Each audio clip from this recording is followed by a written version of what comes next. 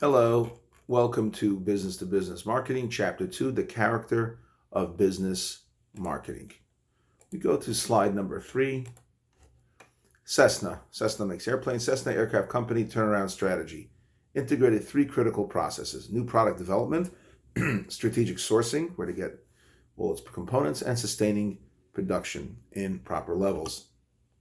Supply chain management, also known as SCM, involves information sharing, joint planning, coordination of efforts to eliminate waste, be innovative, improve quality, and provide flexibility. Business to business, what determines a successful relationship? Motivation. The seller's motivation to relate, the buyer's motivation to relate. If they aren't equally motivated, it won't be an equal relationship. And that is explained in 2.6, which is a chart of different business types, relationships, where seller's motivation could be high or low and buyer motivation could be high or low, and the different types of relationships. See the chart on slide number 6. Slide number 7 also has another exhibit, that's exhibit -2, 2-2, talks about the realm of relationships. And basically, we talk about the buyer's market, the seller's market, the buyer's motivation to relate. You have different combinations and permutations, different kinds of attitudes and relationships that are maintained. See Exhibit 2-2 and the accompanying text in the book. Strategic partnerships occur when both parties have mutually strong interests in maintaining an ongoing exchange. Everybody feels that they have skin in the game. Just-in-time relationships, JIT, a supplier produces and delivers precisely the necessary quantities at the necessary time with the necessary performance specifications every time. And this is really a part of another concept spoken about in Principles of Management, if you remember, total quality management. The steps in total quality management, one of which is just-in-time. Just-in-time helps you reduce the amount of inventory that you have in stock, which of course frees up your cash flow and is integral to maintaining a TQM culture. Going for high performance relationships, sellers want to sell large volumes, sell similar amounts over time, manage their selling and support expenses, and develop a common ground. But on the other side, is the buyer. So again, the seller and the buyer always want to develop a common ground. We just mentioned what the sellers want. Buyers want reliable delivery without interruptions, especially if you're talking about construction.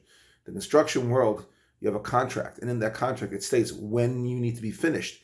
And every day that you're not finished, you get penalized and you lose a tremendous amount of money. So buyers want to make sure that everything is being delivered.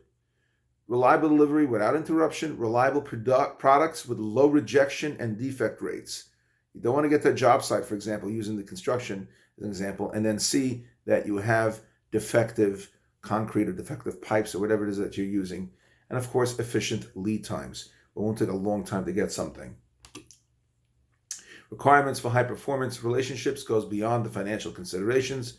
It's based on integrity, fairness, loyalty, flexibility, input into your partner's strategy, partner's input into your strategy, compliance with procedures and agreements, honor your commitments, and stand behind your products. Exhibit 2-4 talks about the relationship development process. On the relationship phase, you have awareness, exploration, expansion, and commitment. And then you have phase characteristics. And of course, all these phase characteristics in the relationship phase create shared values, decision-making structures, support joint investment in relation. On the side of phase characteristics, on the right side, if you're facing Exhibit 2-4 from the screen, no interaction, unilateral consideration of potential partners. So you need to make sure that they become aware. In exploration, there's interaction between the parties occurs. A gradual increased dependence reflects probing and testing. Termination of this fragile association is simple because nothing's proven yet. And 3, in the phase characteristic of expansion, one party has made a successful request for adjustment. Both parties are satisfied with some customization involved. Additional benefits from products, services, or terms are sought from the current partner rather than from an alternative partner. Number 4, in the commitment stage, some means of sustaining the relationship results in contracts, shared ownership, social ties. Inputs are sufficient and consistent. Partners adapt and resolve disputes internally. And of course, On the bottom of the slide, you have seller's dependence on buyer and the buyer's dependence on the seller. And this is very, very important. Without this codependency, you don't have a business. Move on to slide 13. 2 choices for staying in a business relationship. You want to, the rewards are financial, strategic, or psychological. Number 2, you have to. The cost to exit is too high, or there are no alternatives, so you're kind of stuck. You don't want to have it because you're stuck, and you don't want to have it because your costs are too high. You want to be there because you want to be there. Slide 14, suggestions for making business-to-business relationships last. Make on-site visits to your partners, show interest if you care about them. Trade personnel and offices. Manage total dependence with an alternative supplier in case something happens.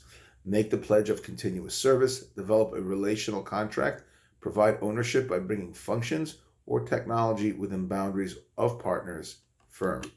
Thank you very much. That concludes Chapter 2.